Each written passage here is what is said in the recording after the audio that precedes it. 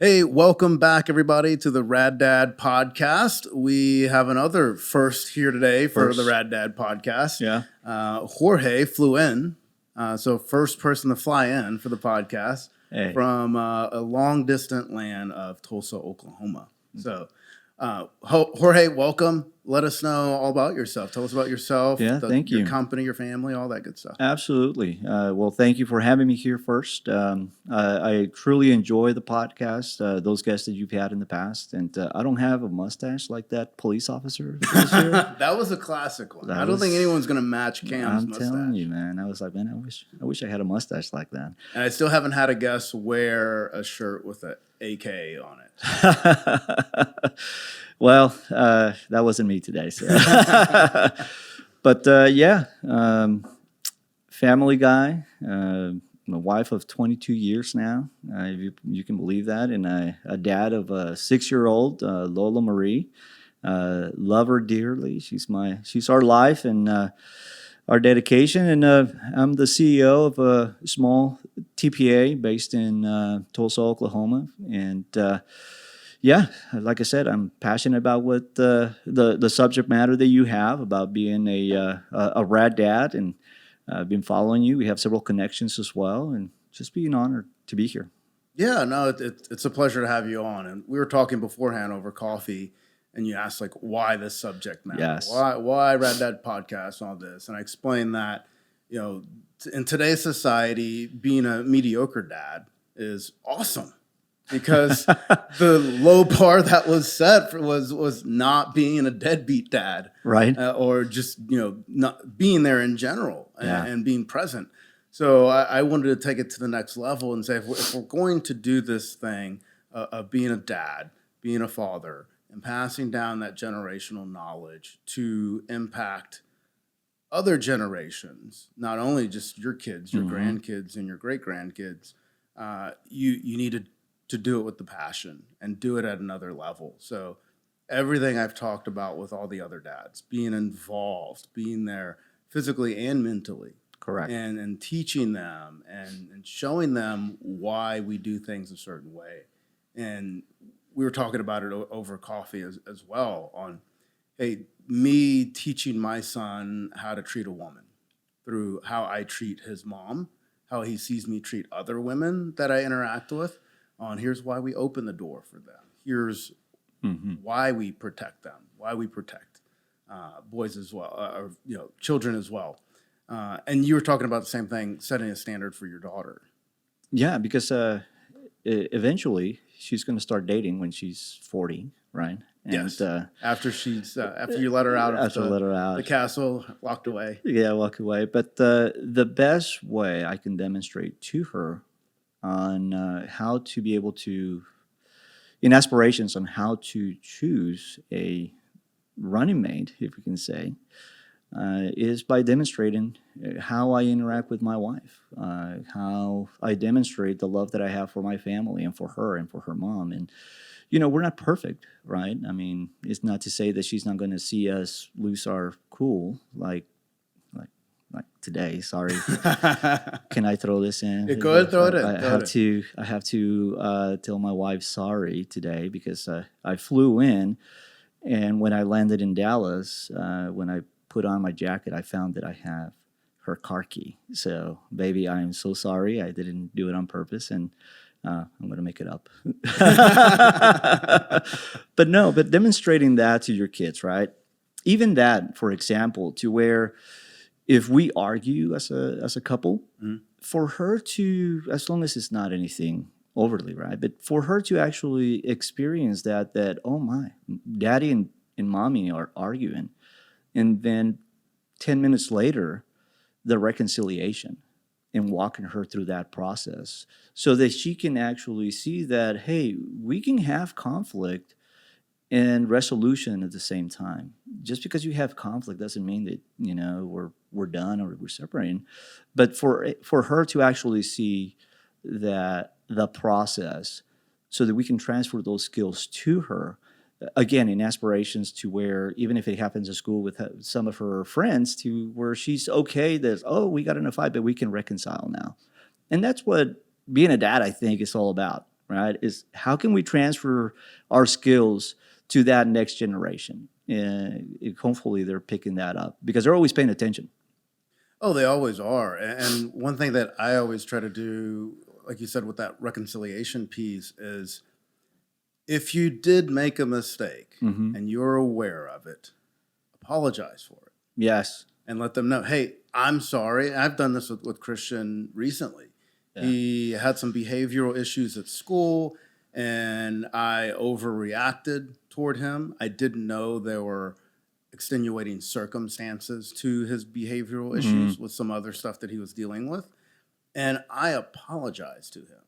And I said, hey, I'm sorry I reacted so harshly. Yeah. If I would have known about these other issues you were dealing with, my reaction would have been totally different. You know, and how we think about that, right? We have to apologize, but the pride kicks in.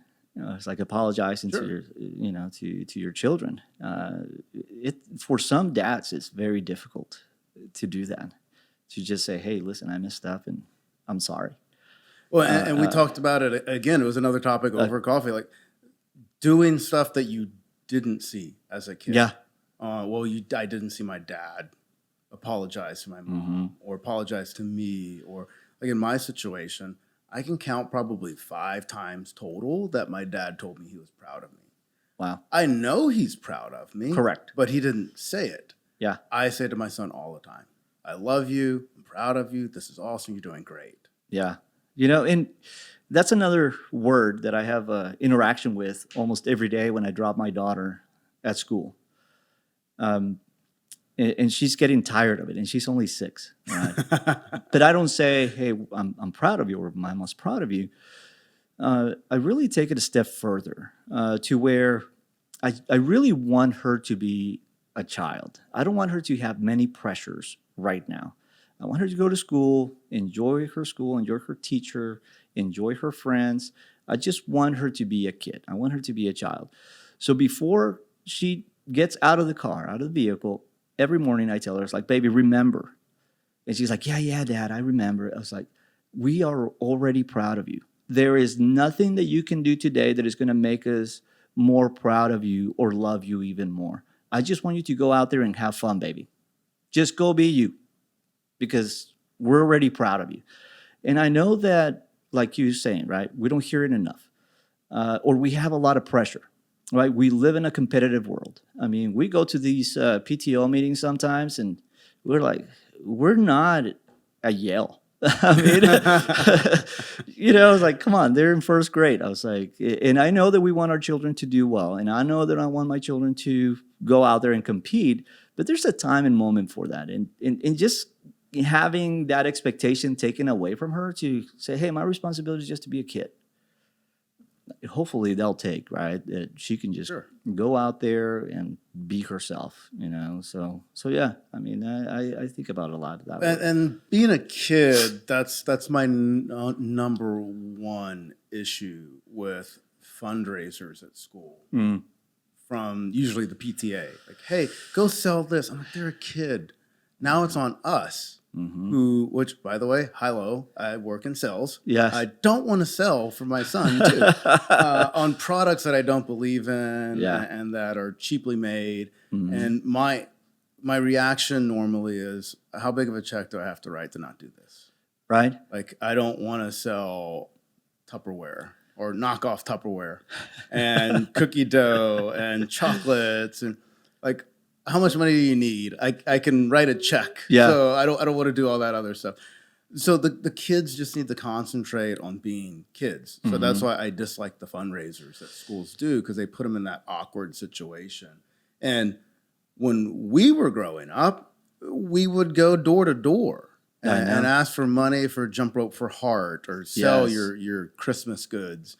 But they don't do that anymore. Correct. And actually there's a lot of communities and homeowners associations that don't allow soliciting. So it's just like, now it's on the family again. So I often think about Christians' classmates that, you know, don't have the finances to write that check or purchase. And then, you know, now they have to ask their family. Maybe their family doesn't have the money to do that. So it's always a touchy subject. And I know that the schools are in need financially as well. But you're right. I think that it could be something different, a different approach. I do believe that at a young age, we can probably start introducing more of community service rather than fundraising, and figure out how can we do fundraising differently, or depend a little bit on the parents to a certain extent, age gaps, right? To where it's not their responsibility. Now, if they belong to a club, to like the Boy Scouts, Girl Scouts, and all that stuff, well, that's different. That's something that they always do. And those cookies, man, I'm telling you.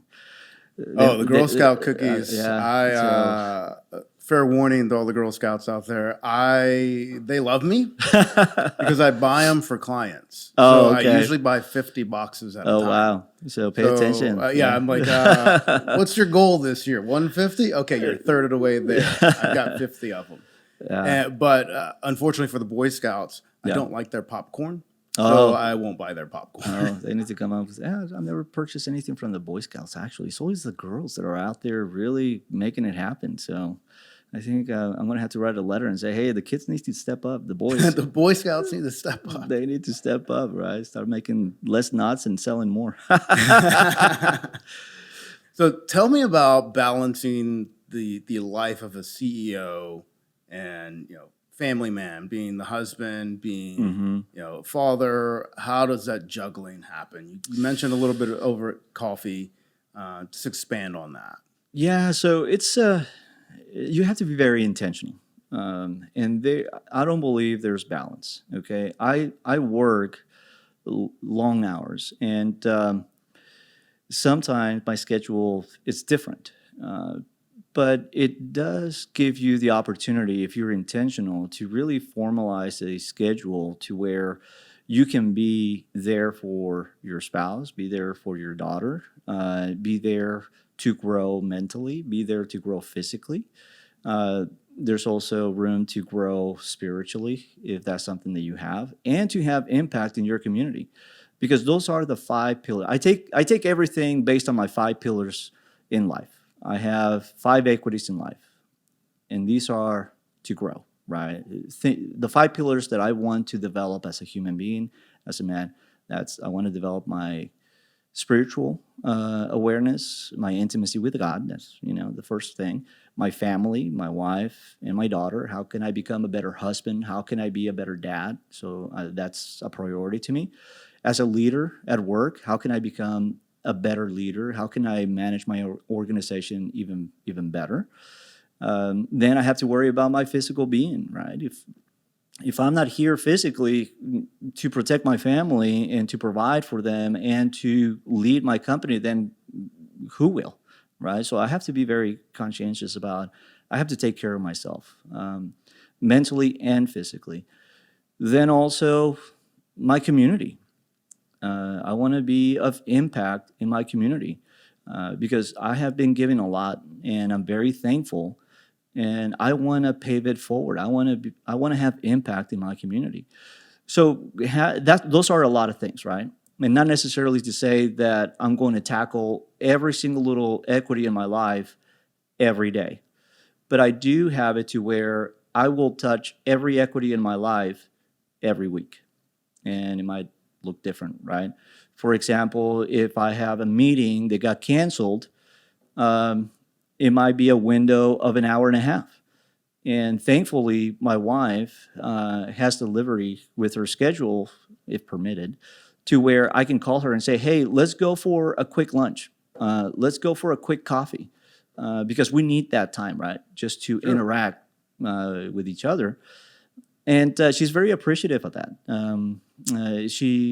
I overheard her talking to several of her friends the other day, and it just made me feel good that she said that, what I like about Jorge is that if he has 5 minutes to spare during the day or throughout the day, he calls me to go get coffee. He calls me to go have lunch. I take my daughter to school just like you do. I take the time. to take my daughter to school. That's very important. That's another equity. So it's not about necessarily having balance. It's about being intentional on how you carry your day-to-day schedule so that you can have more impact on those that matter most, right? You matter a lot as a person, like you yourself, right? So growing in your faith, if that's something, that matters a lot. Growing as a husband, that matters a lot. Growing as a dad, that matters a lot. You run a business, grow as a leader, that matters a lot, right? Your physical being, that matters a lot. And then also, if you're involved in the community, that matters a lot. Because if we don't do it, then other people won't do it, right? I mean, we're alphas, right? I mean, Yeah, you have to we're set driven. that example We so have to they set see the it. example. And you're talking about touching each pillar, and you can't grow them all at the same time. And I'm a very visual person, so I'm imagining a downtown being built with skyscrapers, and you've never seen 5 skyscrapers go up at once. Correct. They're all being worked on individually, and there's one that pops up and reaches its peak, and they're done, and they have a grand opening, and the other ones are still being built. So it's the same way. And I would say one of the best ways I've heard it put is from Seth Vinson at Acrisure, and he said the same thing. There is no balance. Yeah. It's debits and credits. Yeah. And at the end of the day, if you want a great life, you better be in the black. Yeah. Yeah. I mean, exactly.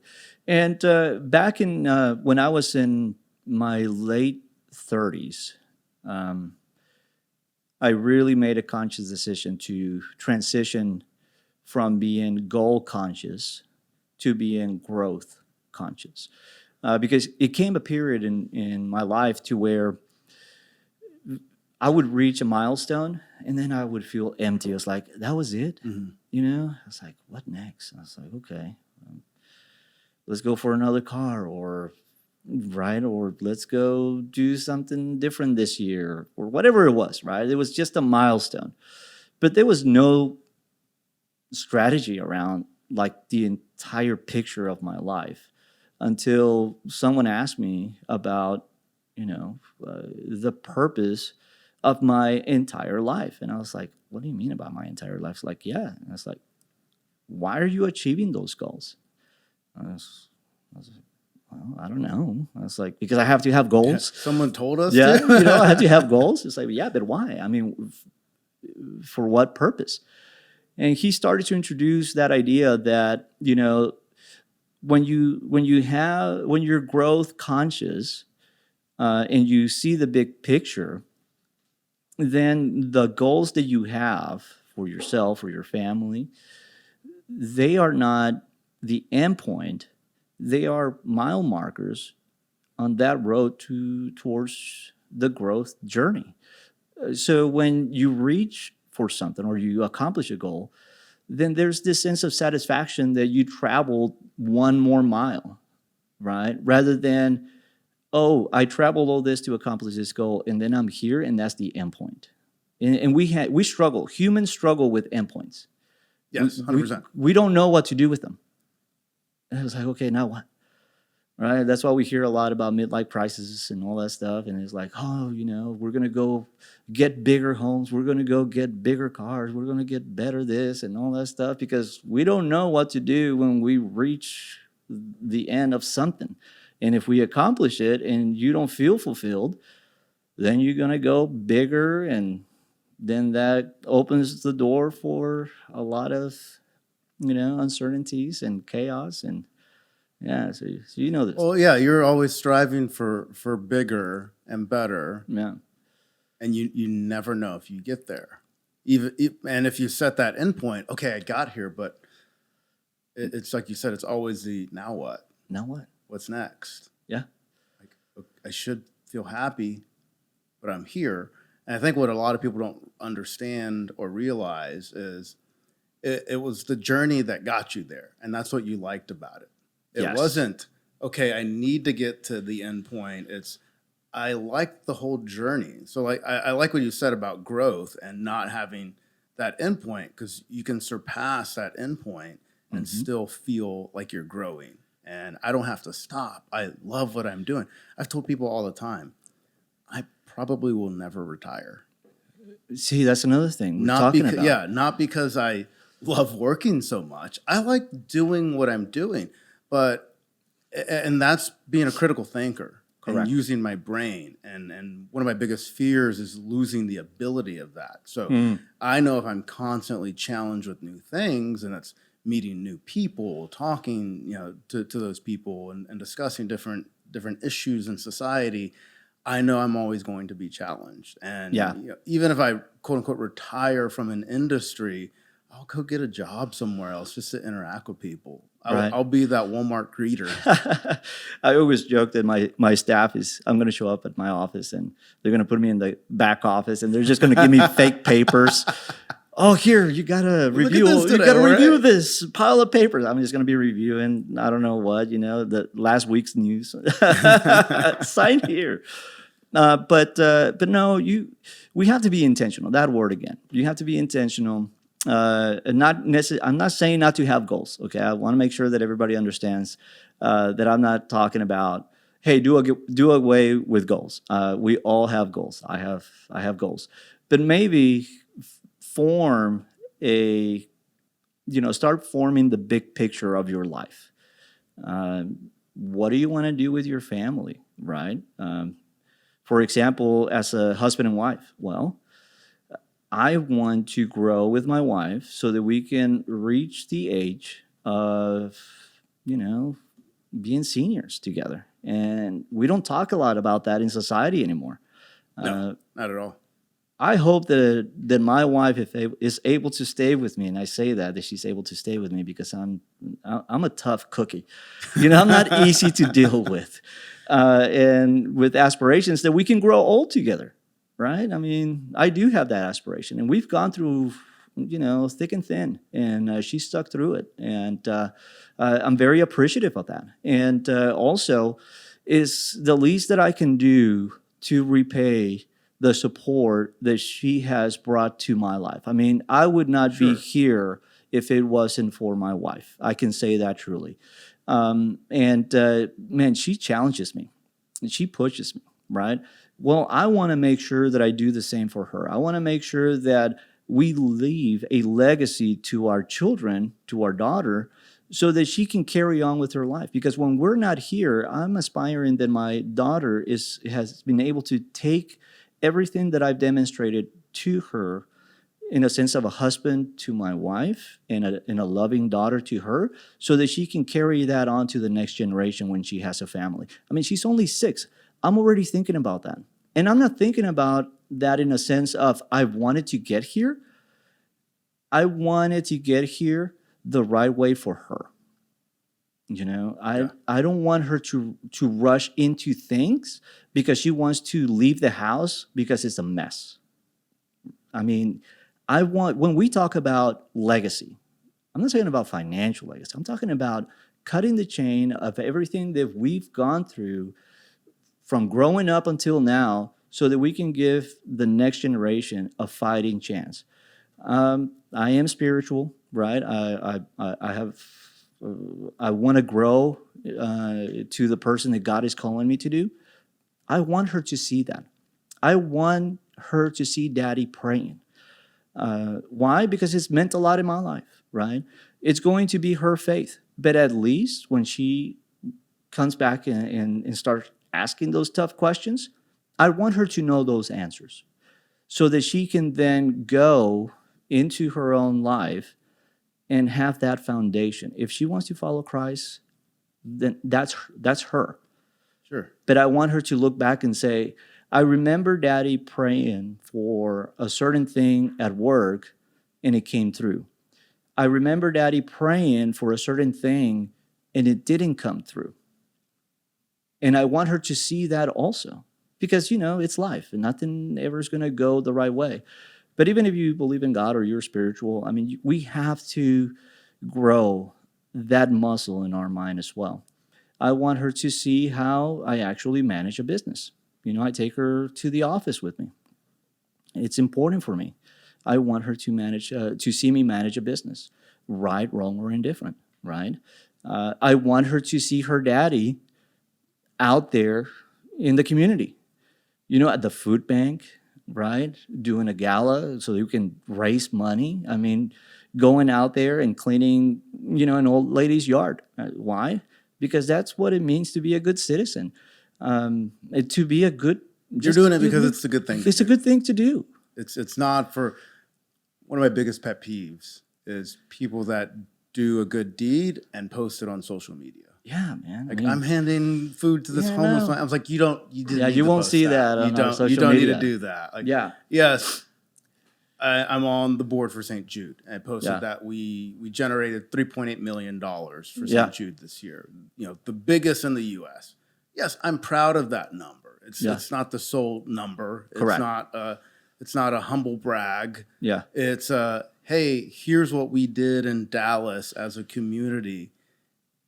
Don't you want to be a part of this? Like, donate money. Yeah. Be a part of it and help this wonderful organization. And I want to add on a piece to what you said earlier about prayer, because I pray with my son too.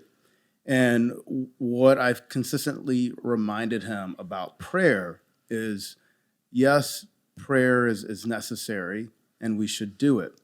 But there's work that goes behind the prayer.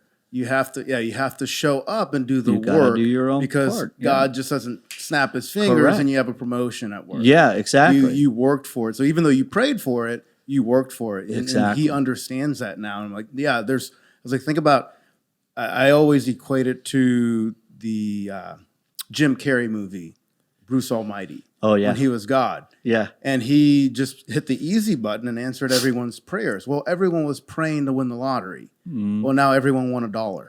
Yeah. So it's the equivalent of that. If all the prayers were answered, we'd all be billionaires. Yeah. And we wouldn't have a worry in the world. And we would be bored. Yeah, we'd be bored. There's that work that goes behind. We would be so prayer unhealthy. to make it we'd be very unhealthy for sure. Yeah. So I mean, it's for me again, and this is just me. I mean, your listeners, they have their own journey, they have their own story, but for me, my priority is to be on a growth journey, to grow in Christ, to grow as a husband, to grow as a dad, to grow as a leader of my company, to grow physically, mentally, and to grow in my community. Now, there's a lot that comes with that, right?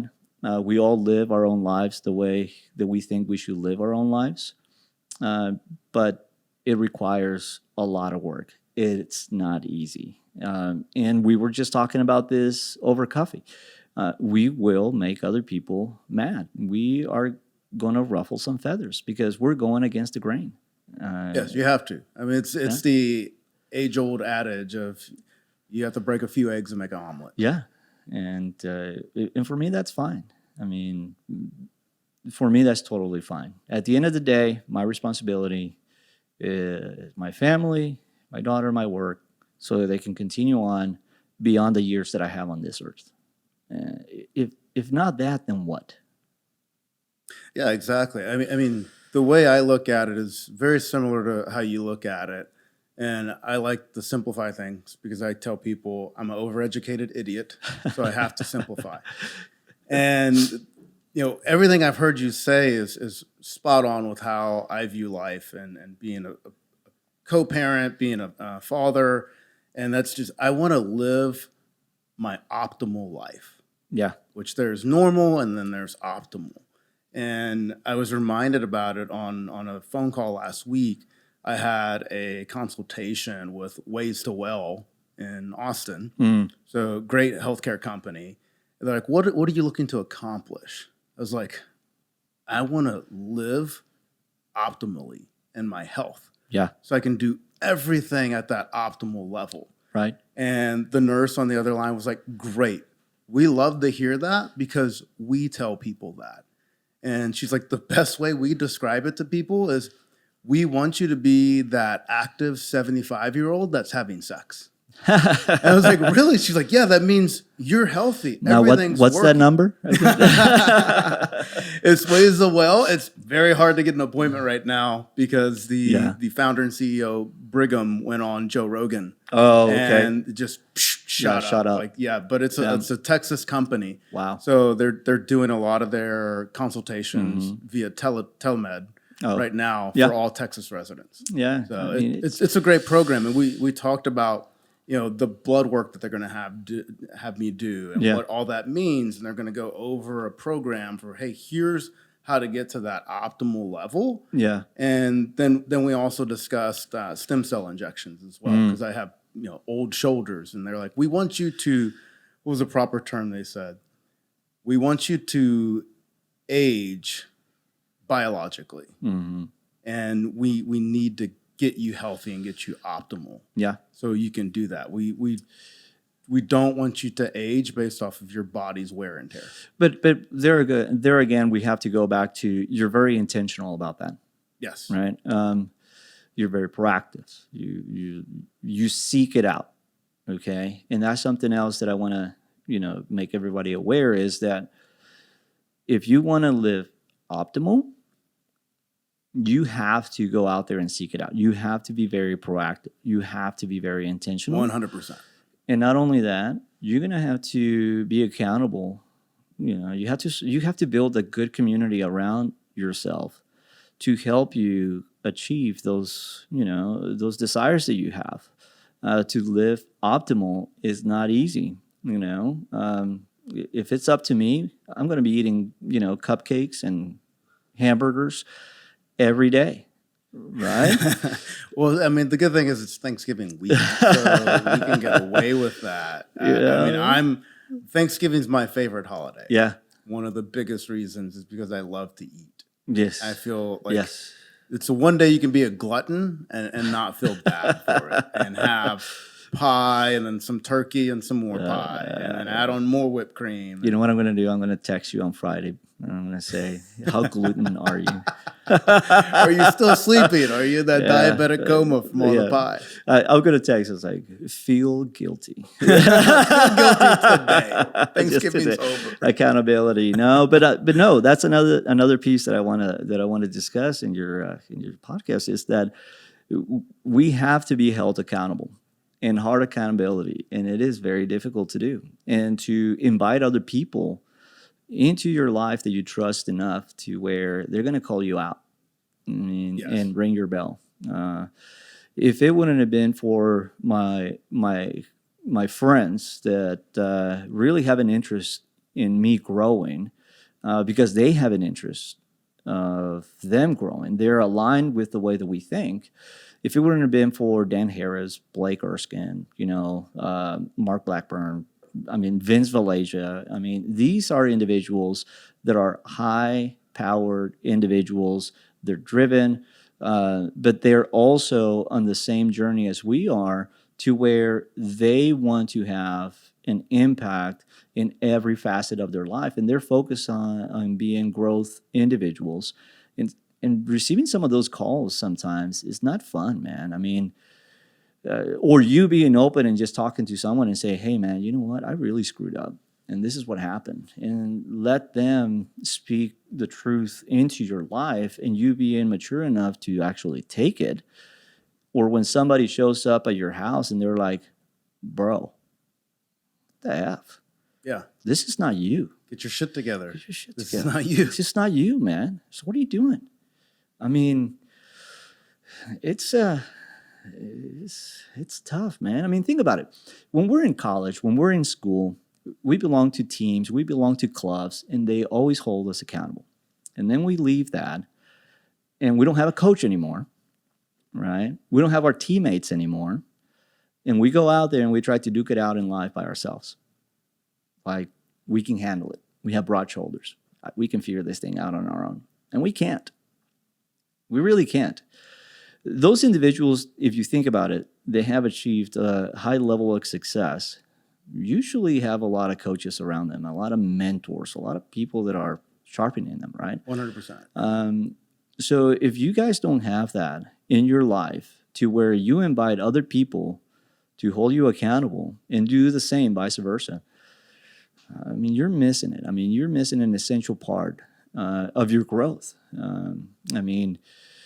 Going to the gym. You own a gym. right?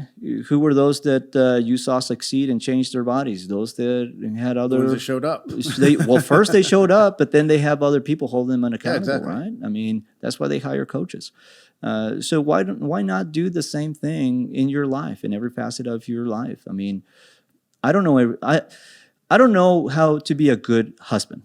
Okay, I love my dad, love my mom, and I was not demonstrated that. Not because they were in an abusive relationship or anything like that. It's just that environment was not conducive for me, right? So I had to learn how to be a good husband, right? And in the beginning, I did a very poor job at it. I failed actually at being a good husband.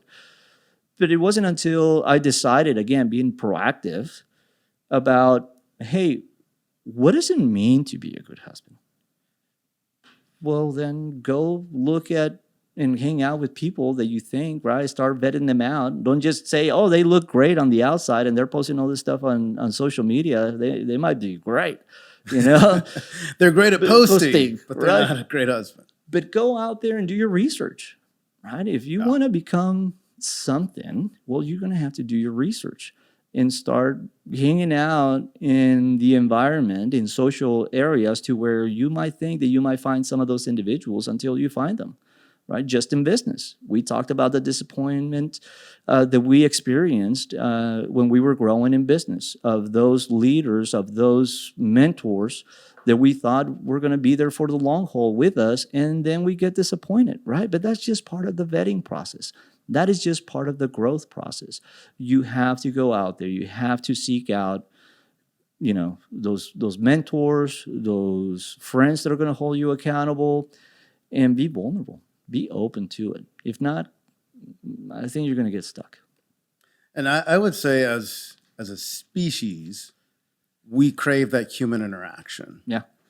As men, we need it, and we've always had it from the caveman days of hunting. You needed that group of hunters together that trusted each other, and they were going to teach each other how to hunt because they were all trying to provide food for their family. Yep. And as society grew, we still saw that. It was more interactive within the military pieces of culture with the Romans and everything that they grew from.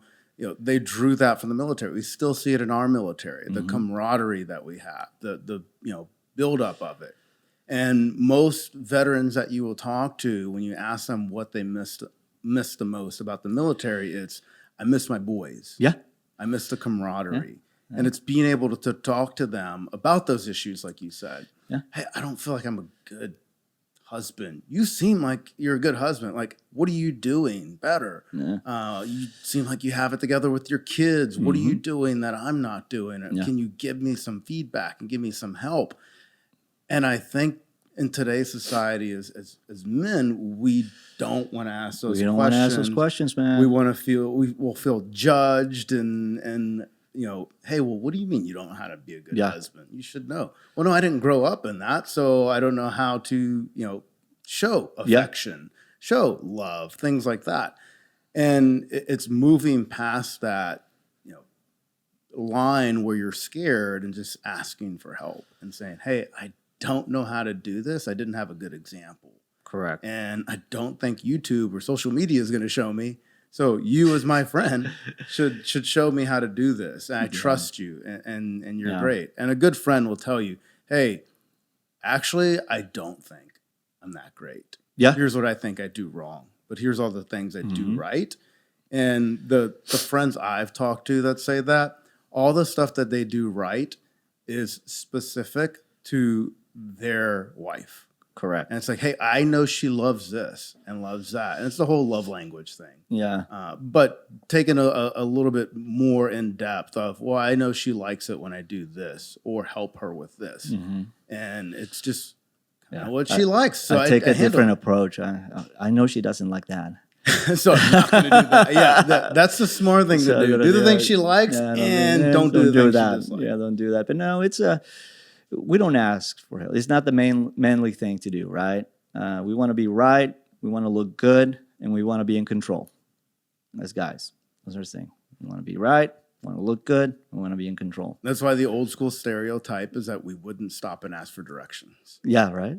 Even though we know we're lost, Yes. we're not going to stop and look for direction. But yeah, you're right. I mean, back then, and I'm not. I was having a conversation with a friend of mine, and we were discussing that there's really no rite of passage anymore in our society. You know, you were talking about the Romans, and you know, we see all these other civilizations, and even the Native Americans. And we look at their, you know, how they carry their generations and how they were transferring some of those skills to the boys and to the girls, and what it meant to, oh, now you're a boy and they're saying, I'm not talking about going back to the dark ages or anything like that, but we do see that, you know, divorce is on the rise, and the parents, you know, they're not in existence sometimes. The dads, you know, I mean, you're doing a great job with your son. I mean, I see your social media and how involved you are with him. Thanksgiving, we were talking about that, and but a lot of the times, dads are non-existent. I mean, they're No, I'd nowhere agree. to be found, right? And then we're leaving our spouses, even when we're there, right? And we work long hours. I tell my wife, I was like, man, I'm very intentional because I don't want you to be the only one raising my daughter. Because there's certain things that as a guy, as a man, I have to portray to her. Especially having a boy, right? I mean, you're telling me also that you have certain conversations with him that I don't have with my daughter. And if we have all these absent parents, it's just what's going to happen to our next generation, right? So we need Yeah, more I would people agree like with you. We need more listeners like the guys that are listening, and some girls to your podcast. Hey, we have to step up. I mean, I'm passionate about that. That's why I listened to your podcast. When he came out and said Rad Dad, I was like, man, we need more Rad Dads. We Yes, need exactly, more. 100%. We need more. I mean, we as guys, I hate to say this, if you look at our society in the U.S. right now, we're failing at this. We're failing on setting the right example. And there's a lot of us out there that we have assessed to do this, and we have, you know, the desire, and it's up to us to carry that flag and say, hey guys, we can do better. So I want to commend you for that, for saying, hey, I'm going to start a podcast about it. You were telling me the desires about writing a book. I mean, more power to you, man. We need to hear this more. No, I appreciate that. And I was having a discussion this past weekend about violence and the rise in violence. And, you know, how do we combat that? And the answer I gave was it starts with me and my beliefs and my values. Yes. And they're like, explain that to me. I was like, well, one day around the age of 12 or 13, I have to teach my son violence. And they're like, what do you mean? Like show him movies? I was like, no, I have to teach him how to hurt somebody. Yeah. Self-defense and combat. I was like, it's important to me for him to know how to defend himself. And they're like, well, why do you put it like that though? He has to know how to inflict violence. I was like, because there's no honor and peace unless you are able to inflict violence, because you chose peace over violence that you know how to inflict. I was like, if you don't know how to inflict violence, your only choice is peace. Yeah. It's like, so I have to teach him that if you do this, someone will be hurt. Yeah. And there are consequences to that person being hurt, mainly for you. Exactly. So let's not cause violence. Let's choose peace, because you know what violence does. Correct. And I think so many people don't understand the impact and the consequences of violence. Yeah. So they choose violence over peace because they have no idea what they're doing. Yeah, I mean, we have to talk about it, especially with so much bullying going around, right? And rule of thumb in our house that we've set for our daughter is that, hey, listen, you tell them to stop once, you tell them to stop twice, and if they don't stop by the third time, you're going to have to do whatever means necessary to make them stop. unfortunately, right? And I don't want my daughter to be hurt. I don't want my daughter to be punched. I don't want my daughter to be bullied. But I also want her to know that standing up for yourself is okay. Okay, you don't have to take the berating from another bully. You don't have to do that. And we explain it's like you're probably going to be made fun even more if you stand up for yourself. But I want you to stand up for yourself. I don't want you to shy away from that. And she's 6 right now, right? But I remember my dad doing the same thing with me. It's something that I do remember with my dad. He told me, it's like, you're going to have to stand up for yourself, and you tell them to stop, you tell them to stop again. And if not, you do whatever you can to actually make him stop. And I actually, I hate to say this, but I got into fistfights with a couple of kids, and it was violent, right? But then at the end of the day, I still know Jose from 30 years ago because we got into it together and we became good friends. Yeah. Right? I mean, but He stopped bullying you he stopped too. bullying myself, right? But we live in different times as well. And I understand that we live in different times. And I'm not telling anybody to go back to the dark ages or when we were in the 80s, right? I'm just saying that there are some principles that we can still install in our children so they understand that it's okay. It's okay to hurt someone's feelings when you don't want to do things. It's Yes. okay. I mean, you don't have to feel bad about that. I mean, if you don't want to do it, don't do it. Don't do it because don't do it because you're thinking that you're gonna hurt someone else's feelings. I always tell my daughter that. If you don't want to do it, baby, then don't do it. Okay? But if you want to do it, then go do it. That's fine. But don't do it because you think you're hurting someone else's feelings. Again, I don't want to discredit anyone's feelings, okay? But we were talking about this during coffee, is that we take more importance on someone else's feelings than common sense and or accountability. And, I mean, we're going to ruffle some feathers. Like I said, you and I and other people, we're going against the grain. We're not radical, but we just have a sense of belief that we can do better. And unfortunately, that's going to cost us to hurt people's feelings. And that's okay. I mean, that's okay. No, I mean, that's a great description. And it reminds me of a memory. It was the first time I had to fire someone. And I was, Yeah. mind you, I was in college, Oh, wow. but I was the assistant manager of a gym. And they're like, hey, this salesperson isn't performing. He's been here for X amount of time. You need to come up with the plan to, rehabilitate him to make sales, or you need to fire him. Yeah. And I had to sit down and look at the pros and cons of everything and sit there and think, okay, he's older. Yes, he has kids, so he has a family to provide for, but he's not making any sales. So we're spending money to pay him a salary, and we're not getting an ROI on that. So as a business, he's no good for us. Yeah. Like, it's just not going to happen. And we've tried to train him. We've tried to give him feedback, and he refuses to accept it. So I had to let him go. And having that conversation with him and with my boss in the room, it was difficult. Yeah. And my boss at the time said, man, you did that really well. And my response to him was, well, why do I feel like an asshole?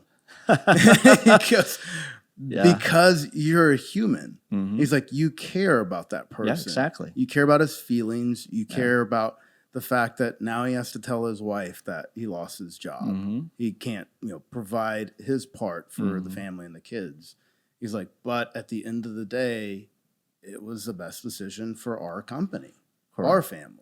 Yeah. So it's okay that you feel like this, because it means you made the right decision, and it was a difficult decision to make. Yeah. And he's like, hopefully he's grown enough to understand the reasons and grow from it and be successful somewhere else. When we talk about that example, right, of course that you care about them or you care about him. I want friends around me that care so much around me that they're willing to sacrifice our relationship to call me out, to fire me as their friend. Mhm. I want them to. I want the same for them. I care so much about my friends, and I care so much about them to the point to where if they're ever out of line, that I can approach them and say, I'm risking our relationship because I love you so much that I have to tell you this. I have to fire you. And there were some friends of mine that actually fired me as a friend, back in my 30s. They said, I have to call you out. And until you come to, I can't be your friend. I mean, that's tough, man. No, and that's a great way to put it, on having your friends fire you. And it's not saying we will never be friends. It's, correct. You need to fix who you are right now. And that was the deal. It's like, we love you so much that we're going to call you out. We're going to fire you. I mean, talk about accountability, man. Talk about going back and having a moment of reflection like that gentleman probably had, and I hope that he had, to have a moment of reflection and say, okay, where am I? There's something wrong here, right? And I'm not talking about discussions, right? I'm not talking about getting mad because I said something at a party or something. We're talking about major stuff, right? They saw your actions. It's against who they knew you as, and correct. It's against their values, so they're going to call you out on it. So they call you out. And having that responsibility is not, they don't take it lightly, and I don't take it lightly. But that's what I want. If it wasn't for that, I don't think that our group of friends would have been able to grow to the level that we are. I mean, we've gone through a lot of disappointments, through hurt, through divorces, through kids dying, through, spouses dying. I mean, we've gone through a lot. And their first line of defense is that community. And that's powerful, because usually you say, I'm going to go back to my family, right, to my mom or to when something traumatic happens. But their first call is to our community and say, hey, man, I just had a blow, and I'm going to need you guys.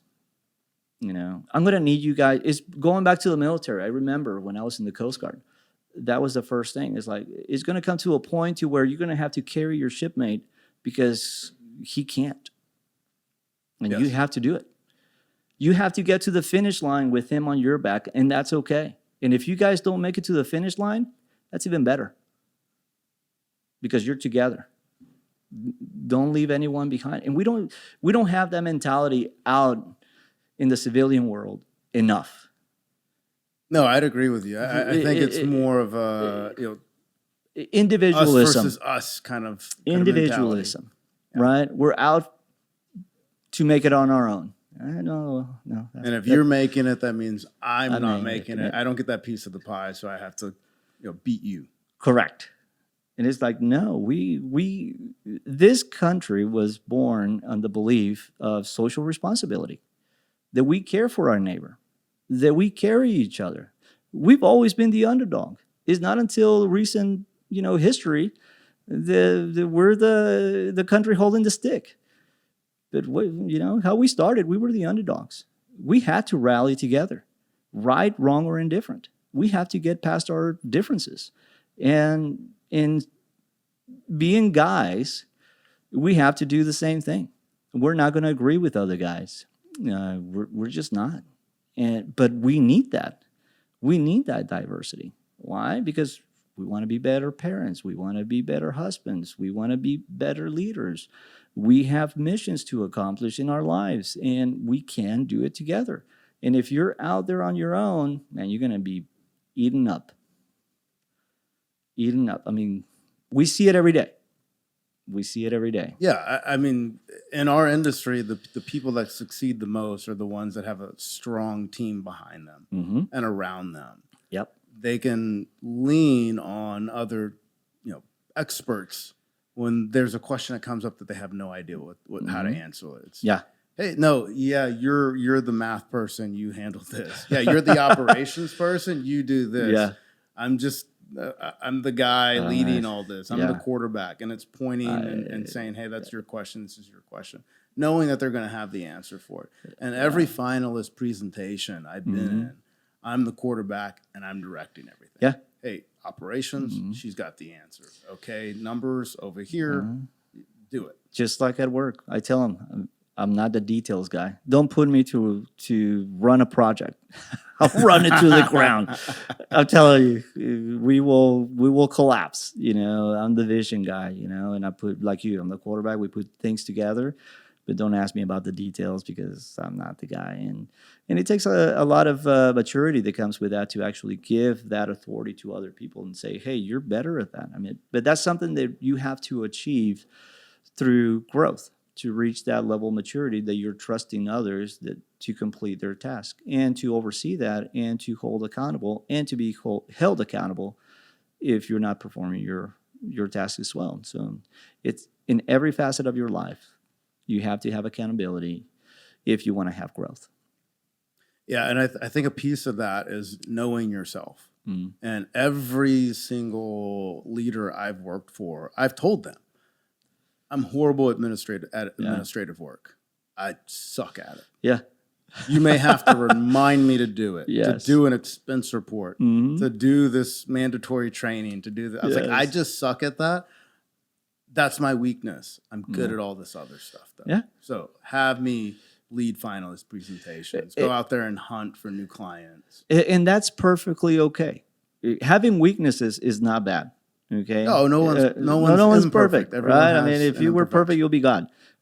But not knowing your inefficiencies is a problem, right? If you think that you're always right, or you think you're very good at something but you're not, and you don't want to take feedback, or you don't realize that that you're bad at something, then that's the problem.